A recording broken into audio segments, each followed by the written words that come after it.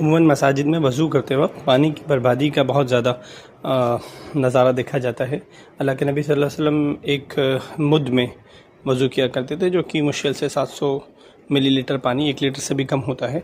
लेकिन टोटी से वज़ू करने में हमारा पानी जो है कम से कम आपका समझ लीजिए कि 7-8 लीटर गुज़र जाता है। ये किस तरह की टोटी मैंने और जगहों पे भी देखी है कि यहाँ पे जब आप हाथ लगाएंगे नीचे तो आएगी, और ये इसका बटन है, और इससे मेरे ख़्याल से पानी की बहुत बचत होती है।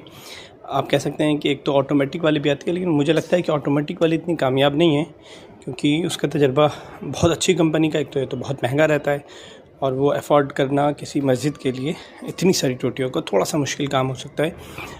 और उसमें टेक्निकल चीज़ें भी कुछ होती हैं। पानी लगाने के बाद जब आप हाथ हटाते हैं तो थोड़ी देर तक पानी वो गिरता रहता है। लेकिन इसमें मैंने दिल्ली में कुछ जगहों पर देखा था कि नीचे एक वो रहता था, और उसको आप ऐसे करेंगे तो गिरेगा। लेकिन मैंने जिन मसाजिद में देखा उसमें देखा कि 1 आध साल बाद वो सारी टोटियाँ बदल गईं। मैंने मालूम तो नहीं किया, लेकिन मुझे अंदाज़ा ऐसा हुआ कि वो टोटियाँ बाद में टपकने लगती हैं, मुझे ऐसा अंदाज़ा हुआ, और बार बार ख़राब होती हैं। लेकिन मुझे लगता है कि ये जो नया टेक्निक है आगे वाला, ये मेरे ख़्याल से बहुत कामयाब होगा, क्योंकि ये ऐसा नहीं है कि अगल बगल हटाने का, बल्कि एक तौर से बटन की तरह दबाने का है।